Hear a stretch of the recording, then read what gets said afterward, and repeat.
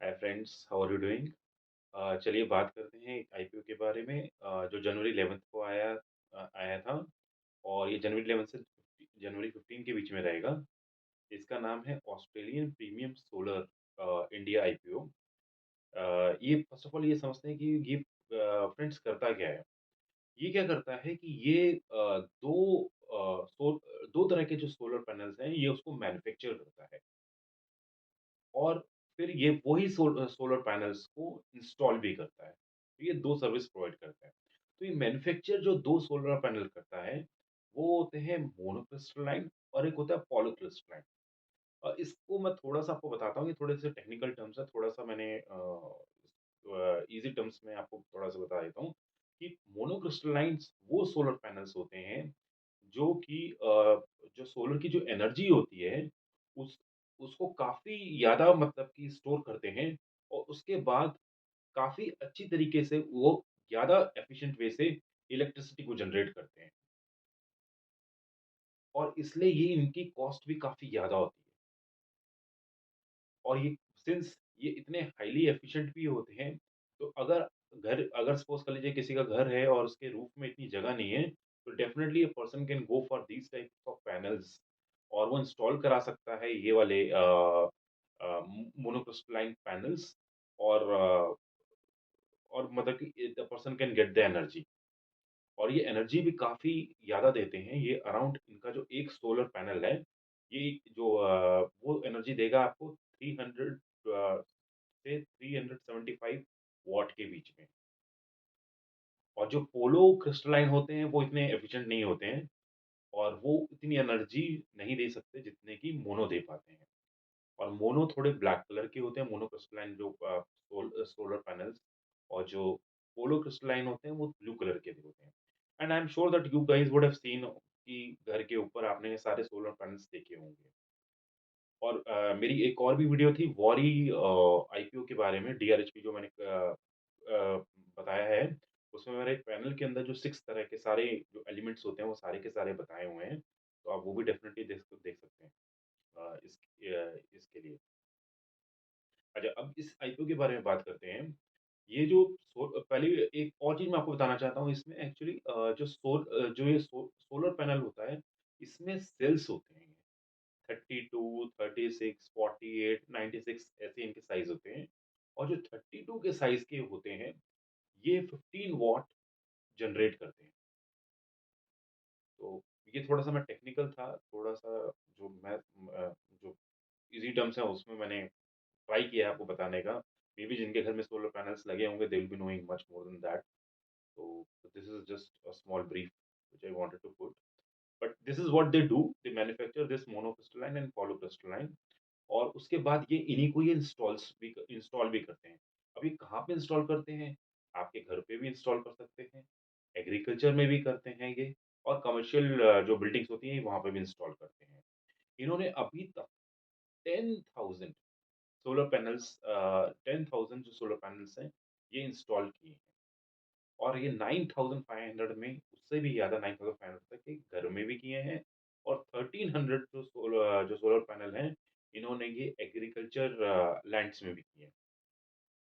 तो जो कई बार आप ट्यूबवेल्स और वो सब देखते हैं, जो ट्यूबवेल्स कैसे चलते हैं, वहाँ पे सोलर पैनल होता है, वो एनर्जी लेगा एंड इरिगेशन में वो ये हेल्प करता है सोलर पैनल।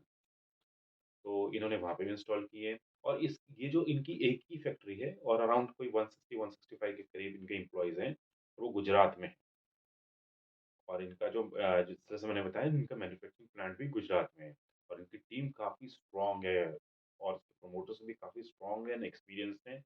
ये 2013 में कंपनी आई थी और जो इनके प्रमोटर हैं उनका नाम है चिन्नम भाई पटेल लाइक लेट चिन्नम भाई पटेल और वो former chief minister of Gujarat भी रह चुके हैं। तो ये थोड़ा-सा इंट्रोडक्शन था कि what is about this company. अब like I will tell you about the detail about this IPO. ये आईपीओ जनवरी 11 से जनवरी 15 के बीच में होगा और इस ये सिंस ये स्मॉल एसएमई है तो इसमें आप जो पैसा है वो ऑफ कोर्स 1 लाख से अबव लगेगा और इनका जो प्राइस बैंड है वो है 51 से 54 और आपको 2000 का मिनिमम ये शेयर्स लेने होंगे, एक लॉट में 2000 शेयर्स हैं। तो आपको मिनिमम जो कैपिटल चाहिए होगा वो होगा 2000 इंटू 54 यानी कि 1,08,000 रुपीज़ पे आपको एक लॉट मिलेगा। और ये शेयर्स लिस्ट होंगे 18th को और इनका जो टोटल आईपीओ की जो प्रोसीडिंग्स हैं, ये होगी 28 करोड़ की। और ये सारा का सारा फ्रेश इश्यू है, यानी सारा का सारा पैसा आपको कंपनी में आएगा। ये बहुत अच्छी बात है क्योंकि और इसमें से कोई भी पैसा प्रमोटर के पास नहीं जाएगा। और ये जो सारा पैसा कंपनी में आएगा तो कंपनी उसे कैसे यूटिलाइज़ करेगी? तो 3.35 करोड़ की कंपनी प्लांट एंड मशीनरी अपने लेगी और कंपनी इसके बाद जो इसके 15 करोड़ हैं, वो वर्किंग कैपिटल में इस्तेमाल होंगे और बाकी के जो पैसे हैं वो जनरल कॉर्पोरेट पर्पज़ में कंपनी इसको यूज़ करेगी। और फ्रेंड्स यहाँ पर मैं आपको ये भी बताता हूँ कि कंपनी की एंकर बुक खुली थी और एंकर बुक कोई 7.99 करोड़ की थी इनकी और उसमें 3 इन्वेस्टर्स ने पार्टिसिपेट किया और वो कंप्लीटली फुल्ली बुक्ड है और वो 54 की प्राइस पे बुक हुई है। और इनका अगर हम जो अपर बैंड है जैसे 54 रुपीज़ के हिसाब से है, तो इनका तब मार्केट कैपिटलाइजेशन 106 करोड़ रुपीज़ होगा। तो ये ओवरऑल कंपनी के बारे में था। और अगर हम कंपनी के फाइनेंशियल्स की बात करें तो इनकी जो सेल्स है फाइनेंशियल 21 में जैसे 74 करोड़ थी, फाइनेंशियल 22 में 98 करोड़ हुई, अभी फाइनेंशियल 23 में वापस से 94 करोड़ हुई है, थोड़ी-सी कम हुई है 98 करोड़ से। बट स्टिल लाइक स्टडी है इनकी सेल्स और अगर प्रॉफिट्स देखें, तो फाइनेंशियल 21 में इनके अराउंड प्रॉफिट थे 1.8 करोड़, जो कि फाइनेंशियल 23 में बढ़ के 3.3 करोड़ हो चुके हैं। और अगर इनका डेट टू इक्विटी रेशियो देखें तो वो 0.39 था पहले और लेकिन अब इस समय 0.15 है। और इनकी और भी एसेट टर्नओवर रेशियो देखें और अगर इन्वेंटरी टर्नओवर रेशियो देखें, ये दोनों रेशियो फ्रेंड्स ये एसेट टर्नओवर रेशियो और इन्वेंटरी टर्नओवर रेशियो दोनों ऐसी होती हैं, ये जितनी हाई हो उतना ही ज़्यादा अच्छा रहता है। और ये काफ़ी दोनों की दोनों जो इनकी रेशियोज़ हैं, ये पिछले ईयर्स फाइनेंशियल 21 से अभी भी ये हाई हैं। इन्वेंटरी टर्नओवर रेशियो अराउंड इनकी 13 तक भी पहुँच चुकी है और इनकी एसेट टर्नओवर अराउंड 2.5 2.6 के करीब है, which is also again a good thing. और अगर इनके मार्जिन्स के बारे में बात करें तो वो भी अच्छे इंक्रीज़ हुए हैं। इनके पहले एबिटा मार्जिन्स थे 5% जो अब हो चुके हैं 6.5% इंक्रीज़ हुए हैं जैसे 1.4% और पैट मार्जिन के बारे में बात करें तो वो थे 2.5% पहले और अब हो गए हैं 3.4%। अगेन ये काफ़ी अच्छे इंक्रीज़ हुए हैं। और इवन इनके अगर रिटर्न्स ऑन इक्विटी और रिटर्न ऑन नेट वर्थ देखें तो वो भी 20% प्लस में चल रहा है, व्हिच इज़ गुड थिंग।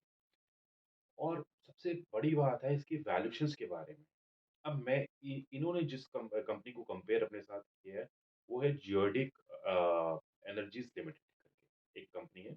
इसको उन्होंने उसके साथ कंपेयर किया है। और अगर हम देखें, उस कंपनी का अर्निंग पर शेयर 2.1 है, जबकि अ, इस कंपनी का ऑस्ट्रेलियन ये सोलर इंडिया का जो अर्निंग पर शेयर है, ये है 2.3। तो इस पैरामीटर्स में ये अच्छा है और जोडिक एनर्जी लिमिटेड की पी रेशो 73 है, बल लेकिन यहाँ पर इस कंपनी की पी रेशो 31 है, 54 रुपीज़ की प्राइस। तो इन्होंने अपनी वैल्यूएशंस अगर हम देखेंगे, काफ़ी रीज़नेबल और काफ़ी कम रखी हुई हैं। तो दैट गिव्स सिग्नल कि शायद इनकी वैल्यूएशंस कम हैं।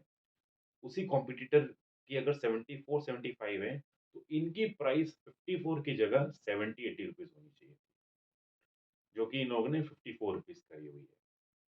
तो इन्होंने लाइक थोड़ा बहुत की लिस्टिंग गेन्स होने के definitely uh, there are chances for that और शायद इसी रीज़न से there are re because valuation उन्होंने थोड़ी चीप रखी है।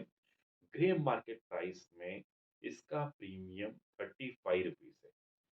यानी ये शेयर जब लिस्ट होगा तो ग्रे मार्केट ये एक्सपेक्ट कर रही है कि ये ₹89 पे होगा। ₹54 आपका शेयर प्राइस प्लस 35, तो ₹89 पे मार्केट एक्सपेक्ट कर रही है कि लिस्ट हो।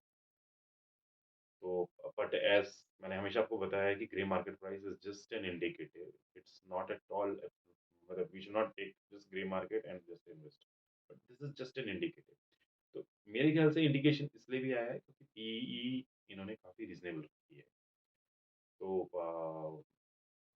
अम, तो इट लुक्स अट्रैक्टिव, बट हालाँकि पूरी की पूरी डीआरएस भी पड़ी है, ये सिर्फ़ वीडियो सिर्फ़ एक इन्फॉर्मेशन पर्पज़ के लिए है। तो पूरी डीआरएस भी पड़ी और खुद अपने फाइनेंशियल एडवाइज़र से पूछ के ही इन्वेस्ट करें। अब आते हैं इसके रिस्क के ऊपर। इस कंपनी के अंदर रिस्क भी है क्योंकि ये अब सोलर एनर्जी वाला जो सेगमेंट है ये काफ़ी कॉम्पिटिटिव बना हुआ है। और अगर आप देखेंगे इसमें कंपटीशन के साथ-साथ अब ये भी रिस्क है क्योंकि ये इनका मेजर रेवेन्यू जो है वो गुजरात से ही आता है। तो गुजरात में अगर कुछ भी कोई भी रीज़न से स्टेट गवर्नमेंट की कोई कोई भी पॉलिसीज़ कुछ भी अगर आती है, तो इनको डेफ़िनिटली इम्पैक्ट पड़ सकता है। बिकॉज़ इनका 2 साल पहले तो 90% ऑफ रेवेन्यू गुजरात से आता था, जो कि अब 70-71% इनका रेवेन्यू अभी भी गुजरात से आता है। तो दे आर डिपेंडिंग जियोग्राफिकली ये गुजरात पे काफ़ी डिपेंड है। और उसके बाद अगर देखेंगे तो इन ये सोलर पैनल्स पे काफ़ी पॉलिसीज़ गवर्नमेंट ने डिफाइन करी हुई हैं, रूफटॉप पैनल्स पे। अगर स्टेट गवर्नमेंट या सेंट्रल गवर्नमेंट वो अपनी पॉलिसीज़ को लेता है या कुछ भी अमेंड करता है, तो भी इनको डेफ़िनेटली एक चैलेंज होगा और इनके लिए एक ये भी रिस्क है। और उसके बाद इनका जो कस्टमर्स हैं, वो काफ़ी सेंट्रिक कस्टमर्स के ऊपर हैं। इनके पास काफ़ी गिने-चुने कस्टमर्स हैं, जो गुजरात में, उसके कारण ही इनका जो सेल्स है, अगर कोई भी कस्टमर्स इनके मूव आउट होते हैं, तो इनकी रेवेन्यू या इनकी प्रॉफिटेबिलिटी में काफ़ी ज़्यादा असर पड़ सकता है। So, like this was all about this company. I hope you liked it. Then please share and subscribe and comment on my channel. और मैं 1-2 दिन के अंदर और एक वीडियो के साथ आऊँगा आईपीओ के साथ, मैडी असिस्ट आईपीओ के साथ। Thank you.